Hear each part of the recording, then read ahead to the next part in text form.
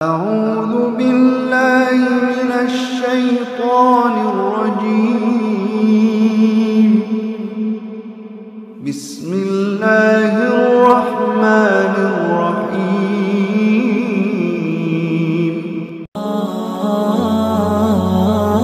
আল্লাহু আকবার। সম্মানিত হাজিরিন, দুনিয়া থেকে আমরা সকলে চলে যাব।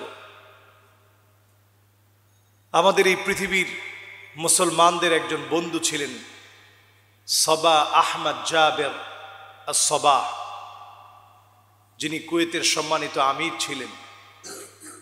দুনিয়া থেকে তিনি বিদায় নিয়ে চলে গেলেন।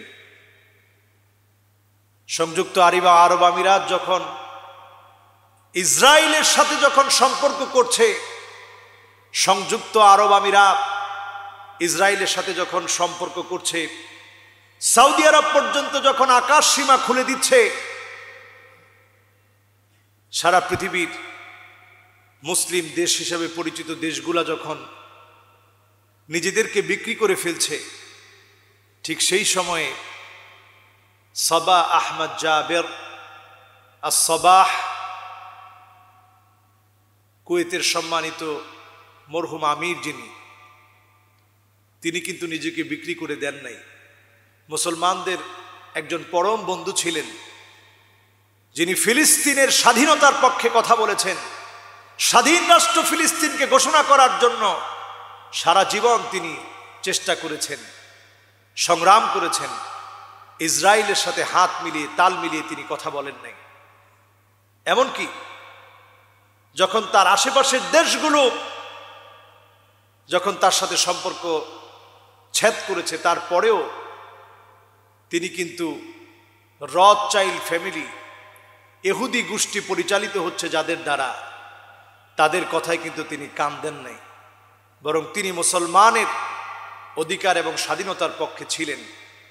এমন একজন ব্যক্তি দুনিয়া থেকে চলে গেলেন। আমরা দোয়া করি, আল্লাহুম্মা সাব্বিতহু আলাল ঈমান, আল্লাহুম্মা আরহামহু, আল্লাহুম্মা গফির লাহু। আল্লাহ যেন তাকে মাফ করে দেয়, আল্লাহ যেন রহম করে জান্নাতি হিসেবে কবুল করে, পড়ি আমিন।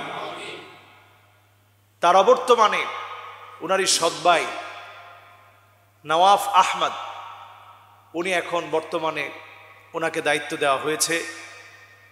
আমরা দোয়া করি আল্লাহ যেন বর্তমান সারা পৃথিবীর যে একটা প্রেক্ষাপট তৈরি হয়েছে, এই তুরস্ক, এই কাতার, এই কুয়েত একটা শক্তিশালী জোন হয়ে ইসরায়েলের বিরুদ্ধে যেন ফিলিস্তিনকে স্বাধীন রাষ্ট্র ঘোষণার জন্য তারা যেন কার্যকারী ভূমিকা রাখতে পারে, এমন একটা শক্তিশালী অবস্থান যেন আল্লাহ তৈরি করে দেয়, আল্লাহ যেন কবুল করে, পড়ি আমিন। সম্মানিত হাজিরিন, এই ফিলিস্তিনের জন্য আমাদের অনেক মহাব্বত। এই মহাব্বত রসুলের জন্যই, কারণ এই ফিলিস্তিনে আমার রসুল বাইতুল মুকাদ্দাসে নবী আম্বিয়া আলাইহিমুস সালামদেরকে নিয়ে ইমামতি করেছেন। শুধু ইমামতি করেন নাই, 16 কিংবা 17 মাস আল্লাহর নবী ওই দিকে ফিরে নামাজ পড়েছেন।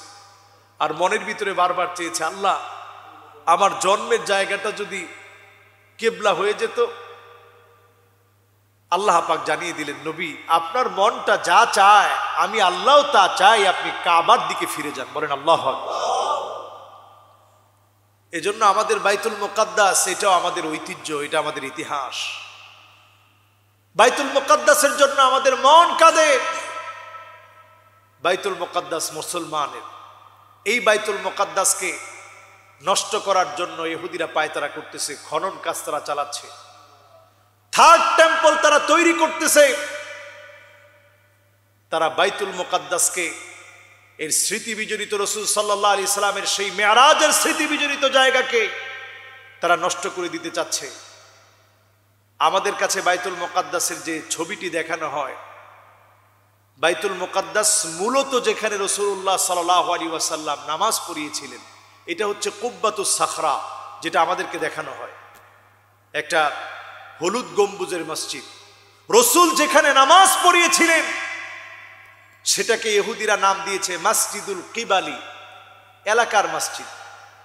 যে মসজিদটা জীর্ণ শীর্ণ হয়ে পড়ে আছে, সেই মসজিদটাকে তারা প্ল্যান করে মানুষের চোখের আড়ালে রেখে, মিডিয়ার আড়ালে রেখে তাদের ভয়ানক চক্রান্ত সেখানে বাস্তবায়ন করার জন্যে তারা সেটার খনন কাজ শুরু করেছে। যে কোনো একটা সময় ধ্বংস করে দেওয়ার মধ্য দিয়ে তারা মুসলমানের ঐতিহ্য নষ্ট করে দেওয়ার চেষ্টা করবে। এর আগেই তাদেরকে যিনি ধ্বংস করে দিবেন তিনি কে? ধ্বংসের দামামা বেজে উঠতেছে আজকে সারা দুনিয়াতে, ধ্বংসের দামামা বেজে উঠতেছে সারা দুনিয়াতে।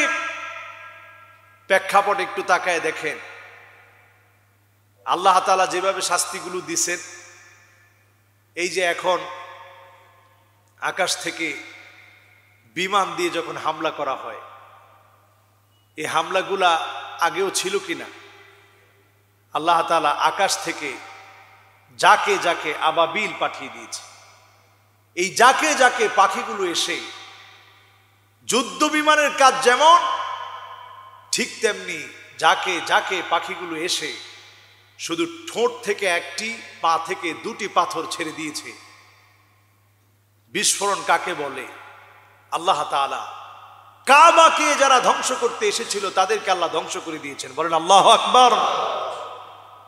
ফারসালনা আলাইহিমুত তুফান, আল্লাহ তুফান দিয়েছেন, জারাদ দিয়েছেন, কুম্মাল ওয়াদ্দাফাদা ওয়াদ্দাম, কোথাও আল্লাহ তাআলা রক্তের বন্যা বইয়ে দিয়েছেন, কোথাও আল্লাহ তাআলা সব দিকে ব্যাং আর ব্যাং। এখন দেখুন হঠাৎ করে গাছ ফড়িং ঢুকে যায়। পৃথিবীর বহু দেশে এখন এই ফড়িং আক্রমণ করেছে। এটা আগেও আল্লাহ তাআলা পাঠিয়েছিলেন, এখনো পাঠাইছে। আক্রমণের স্টাইল যুদ্ধ বিমানগুলো দিয়ে এই যে বোম্পিং করা হচ্ছে, এলাকা ধ্বংস করে দেওয়া হচ্ছে, এই সবগুলো তো আল্লাহ তাআলার বহু আগে আল্লাহ দেখিয়েছেন। আর এখন যারা মুসলমানদেরকে ধ্বংস করার প্ল্যান নিচ্ছে, আল্লাহ তাআলা মুসলমানদেরকে আবার বিজয় দিবেন। সেই বিজয়ের জন্য মুসলমানকে সুন্নতের কাছেই ফিরে আসতে হবে, ঠিক কিনা? এই জন্য সুন্নত নিয়ে আজকে কথাগুলো বললাম। বিজয় আমাদের আসবে, সে বিজয়ের জন্য আমাদেরকে নিজেদেরকে প্রস্তুতি গ্রহণ করতে হবে। সেই প্রস্তুতি হবে নিজেদেরকে নফসে আম্মারার মোকাবেলায়। মন যা চায় সেদিকে যাওয়া যাবে না, আল্লাহর দিকে ফিরে আসতে হবে। রসুলের সুন্নাহগুলো বেশি বেশি মানতে হবে। আল্লাহ যেন তৌফিক দান করে। পড়ি আমিন।